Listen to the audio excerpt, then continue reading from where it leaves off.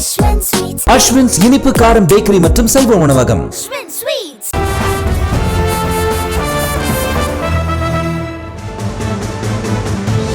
பொங்கல் பரிசு பொருட்களோடு பொங்கல் பரிசு தொகை வழங்குவது குறித்து முதலமைச்சர் மு.க. ஸ்டாலின் முடிவெடுப்பார் என துணை முதலமைச்சர் உதயநிதி ஸ்டாலின் தெரிவித்தார். சென்னை நேரு விளையாட்டு அரங்கில் நடைபெற்ற உணவு திருவிழாவில் வெற்றி பெற்றவர்களுக்கு உதயநிதி ஸ்டாலின் பரிசுகள் வழங்கி பாராட்டினார். இதனைத் தொடர்ந்து பொங்கல் பரிசு தொகை குறித்து செய்தியாளர்கள் கேள்விக்கு பதிலளித்த அவர் முதலமைச்சர் முடிவு செய்வார் என கூறினார். முதலமைச்சர் தான் முடிவு எடுப்பாங்க. டங்ஸ்டன் சுரங்கத்துக்கு எதிராக மதுரையில் ஊர்வலம் சென்றவர்கள் மீது பதியப்பட்ட வழக்கை திரும்பப் பெற வேண்டும் என மார்க்சிஸ்ட் கம்யூனிஸ்ட் கட்சி மாநில செயலாளர் சண்முகம் வலியுறுத்தினார். சென்னை நந்தனம் YMCA மைதானத்தில் நடைபெற்ற 48வது புத்தக காட்சி அரங்கில் 3 நூல்களை வெளியிட்ட பிறகு செய்தியாளர்களை சந்தித்த அவர் ஊர்வலத்தில் பங்கேற்ற 5000 பேர் மீது வழக்கு பதியப்பட்டுள்ளதாக தெரிவித்தார். மேலும் டங்ஸ்டன் சுரங்க ஏலம் முழுமையாக ரத்தாகும் வரை போராட்டம் தொடரும் என்றார். இந்த ஊர்வலத்தை பொறுத்த வரைக்கும் தமிழ்நாடு அரசாங்கம் தீர்மானத்திற்கு வலு சேர்க்கக்கூடிய ஒரு காரியத்திலே தான் அந்த மக்கள் ஈடுபட்டிருக்கிறார்கள்.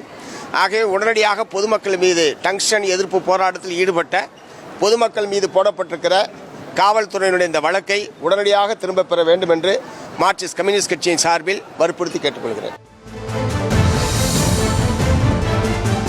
டங்ஸ்டன் கனிம சுரங்கம் ரத்து செய்யப்பட்டது என்கிற செய்தி விரைவில் வரும் என தேமுதிக பொதுச் செயலாளர் பிரேமலதா விஜயகாந்த் உறுதிபட கூறினார். மதுரை மாவட்டம் மேலூர் அருகே அரிட்டாப்பட்டி, நாயக்கர்பட்டி சுற்றுவட்டார பகுதிகளில் டங்ஸ்டன் சுரங்கம் அமைக்க மத்திய அரசு அனுமதி வழங்கியதை கண்டித்து போராடி வரும் மக்களை நேரில் சந்தித்து ஆதரவு தெரிவித்த அவர் இப்பகுதியை தமிழ்நாடு அரசு பாதுகாக்கப்பட்ட வேளாண் மண்டலமாக அறிவிக்க வேண்டும் என்று வலியுறுத்தினார். இந்த திட்டம் முற்றிலுமாக தடை செய்யப்பட்டது என்ற அறிவிப்பு வெகு விரைவில் வரும் என்பதை என் சகோதர சகோதரிகளுக்கு இந்த நேரத்தில் நான் தெரிவித்துக் கொள்கிறேன். ராணிப்பேட்டை சிப்காட் அருகே கர்நாடக அரசு பேருந்தும் ஈச்சர் வாகனமும் மோதி கொண்டதில் 4 பேர் உயிரிழந்த நிலையில் 30 பேர் பலத்த காயங்களுடன் மருத்துவமனையில் சேர்க்கப்பட்டுள்ளனர். கர்நாடக மாநிலம் முன்பாகல் பகுதியிலிருந்து பக்தர்கள் மேல்மருவத்தூருக்கு சென்று சுவாமி தரிசனம் செய்துவிட்டு அந்த மாநில அரசு பேருந்தில் ஊர் திரும்பினர். சித்தூர் பெங்களூரு சாலையில் எம்ரால்டு நகர் அருகே சென்றபோது முன்னால் சென்ற லாரியை முந்திச் செல்ல முயன்ற போது எதிரே வந்த ஈச்சர் வாகனத்தின் மீது பேருந்து மோதி சாலையோர பள்ளத்தில் பாய்ந்தது. இந்த விபத்தில் ஈச்சர் வாகனத்தின் ஓட்டுநர் உட்பட 4 பேர் உயிரிழந்தனர்.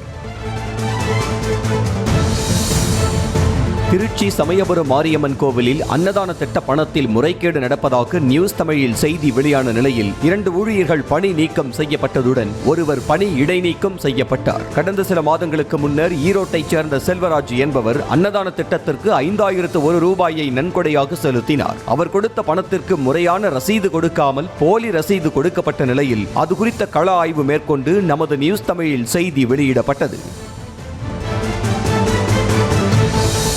லஞ்சம் வாங்கியதாக கன்னியாகுமரி மாவட்டம் சுசீந்திரம் காவல் நிலையத்தில் பணிபுரிந்த சிறப்பு காவல் உதவி ஆய்வாளர் பணி இடைநீக்கம் செய்யப்பட்டார். சிறப்பு உதவி ஆய்வாளர் சதீஷ்குமார் என்பவர் கடந்த சில நாட்களுக்கு முன்பு வடக்கு 5 குடியிருப்பு முத்தாரம்மன் கோயில் திருவிழாவின் போது கோவில் நிர்வாகி ஒருவரிடம் லஞ்சம் பெற்றதாக கூறப்படுகிறது. இதுகுறித்து விசாரணை மேற்கொள்ள மாவட்ட SP ஸ்டாலின் உத்தரவிட்டிருந்தார். இந்நிலையில் சிறப்பு உதவி ஆய்வாளர் சதீஷ்குமார் பணி இடைநீக்கம் செய்யப்பட்டுள்ளார். மாவட்ட ஆட்சியர் அலுவலகத்திற்கு வெடிகுண்டு மிரட்டல் விடுத்த நபரை போலீசார் கைது செய்தனர். காவல் கட்டுப்பாட்டு அறைக்கு நள்ளிரவு செல்போனில் தொடர்பு கொண்ட மர்ம நபர் ஒருவர் திருநெல்வேலி மாவட்ட ஆட்சியர் அலுவலகத்தில் வெடிகுண்டு இருப்பதாக கூறிவிட்டு அழைப்பை துண்டித்திருக்கிறார். இதனால் மோப்பநாய் உதவியுடன் வெடிகுண்டு தடுப்பு பிரிவு போலீசார் ஆட்சியர் அலுவலகத்தில் தீவிர சோதனை மேற்கொண்டனர். அப்போது வெடிகுண்டு மிரட்டல் புரளி என்பது தெரியவந்தது. மதுபோதையில் மிரட்டல் விடுத்த முகமது என்பவரும் கைது செய்யப்பட்டார். சென்னை அருகே சொகுசு கார் தீப்பற்றி எரிந்து சேதமான நிலையில் தீயணைப்பு துறையினர் தீயை அணைத்தனர். சென்னையைச் சேர்ந்த சரவணன் என்பவர் கார்களை வாடகைக்கு விடும் தொழில் செய்து வரும் நிலையில் ஓட்டுநர் பாண்டியன் என்பவர் கோயம்பேட்டிலிருந்து முகப்பேர் வரை பயணம் செய்ய புக் செய்திருந்த வாடிக்கையாளரை ஏற்றிக் கொண்டு சென்றார். வாடிக்கையாளரை இறக்கிவிட்டு வாவின் அருகில் காரை நிறுத்திவிட்டு சாலையோரம் உள்ள கடையில் டீ குடித்துள்ளார். அப்போது காரின் முன்பகுதியிலிருந்து திடீரென புகை வந்த நிலையில் சிறிது நேரத்தில் தீ மளமளவென பற்றி எரிந்து கார் சேதமானது.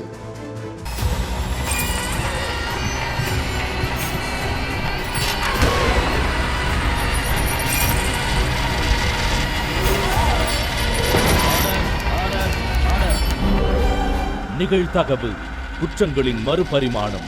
நாள்தோறும் இரவு 10 மணிக்கு இணைந்திருங்கள் நமது நியூஸ் தமிழ் தொலைக்காட்சியோடு.